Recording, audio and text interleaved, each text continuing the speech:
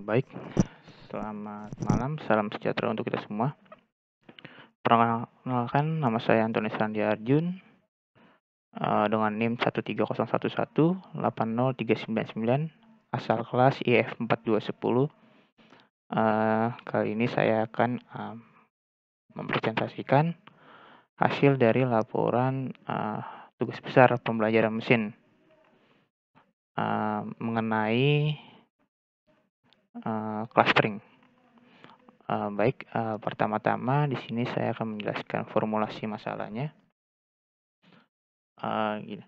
Pada permasalahan ini, diberikan terlebih dahulu sebuah dataset mengenai sebuah kendaraan.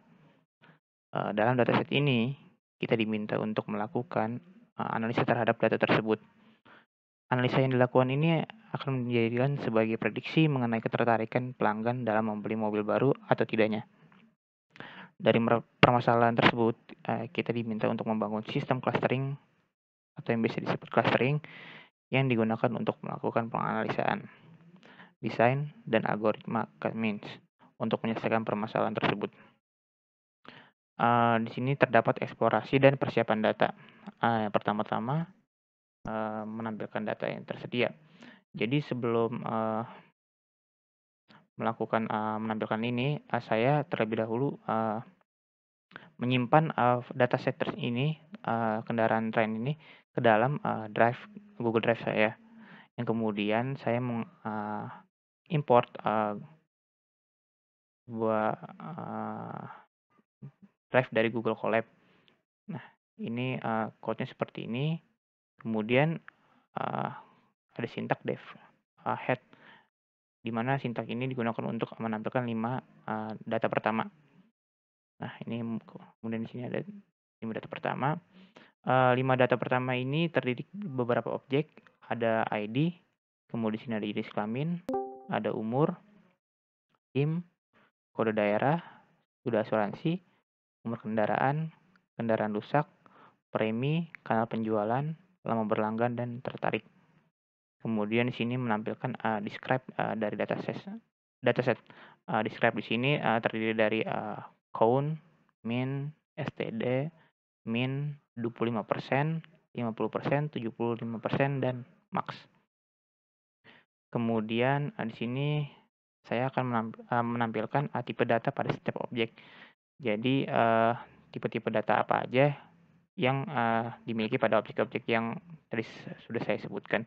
Di sini ID bertipe integer, kemudian jenis kelamin bertipe objek, kemudian umur bertipe float, SIM bertipe float, kode daerah bertipe float, sudah asuransi bertipe float, umur kendaraan bertipe objek, kendaraan rusak bertipe objek, premi bertipe float, kanal penjualan bertipe float, lama berlangganan bertipe float, tertarik bertipe integer. Selanjutnya adalah menampilkan jumlah data yang kosong atau none. Jadi dari data yang telah ditampilkan ini, jadi ada beberapa data yang kosong. Nah, contohnya ini, pada jenis kelamin ini tidak terdapat, pada baris 3 ini tidak terdapat jenis kelamin. Nah, yang hanya diisi oleh none, yang berarti data tersebut tidak ada. Kemudian di sini ada juga kendaraan rusak pada baris kelima. Di sini terdapat none juga, yang bahwa data tersebut tidak ada. Nah, di sini pada step objek memiliki data yang kosong kecuali ID dan tertarik. Datanya ini melebihi sekitar 10 ribuan lebih. Kemudian di sini melakukan mendrop atau menghapus data yang tidak terpakai. Jadi dari data yang telah ditampilkan tadi, ada beberapa data yang mungkin tidak digunakan dalam untuk menyelesaikan masalah ini. Contohnya seperti ID, tertarik, jenis kelamin, umur kendaraan, kendaraan rusak. Nah, dari data-data tersebut telah saya drop atau saya hapus. Kemudian di sini ada mengatasi missing value. Nah, mengatasi missing value ini digunakan untuk mengisi data kekosongan data yang ada pada ini file-file yang seperti ini, none. Jadi data yang kosong itu kita isi dengan menggunakan min. Nah, untuk sintaknya seperti ini, dan kemudian saya memanggil lagi data yang untuk mengecek data yang kosong. Nah, jadi untuk data yang kosong ini sudah tidak ada, semua berisi 0. Kemudian selanjutnya di sini ada outlier. Outlier pada objek kanal penjualan dan pada premi. Di sini objek premi ini mengalami keanehan karena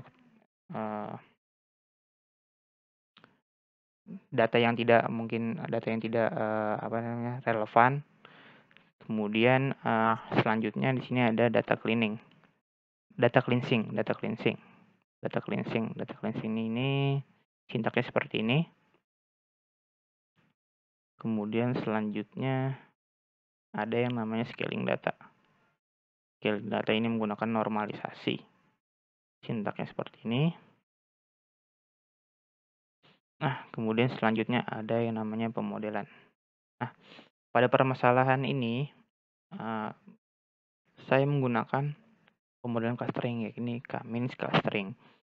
Alasan saya menggunakan K-means ini dikarenakan pengimplementasian yang mudah, lalu mampu mengelompokkan objek besar serta outlier objek dengan sangat cepat. Adapun langkah-langkah dalam melakukan proses K-means clustering sebagai berikut. Yang pertama ada pilihan buat titik sentroid secara acak, kemudian melakukan pengelompokan data sehingga terbentuk buah klaster dengan titik sentroid dari setiap klaster merupakan titik sentroid yang telah terpilih sebelumnya. Kemudian 3, memperbarui nilai titik sentroid.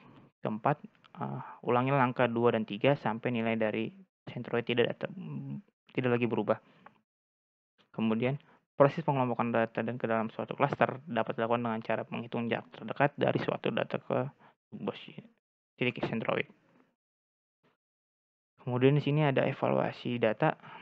Hasil evaluasi yang pertama ada memprediksi penggunaan jumlah klaster terbaik. Untuk memprediksi tersebut saya menggunakan metode elbow atau elbow method.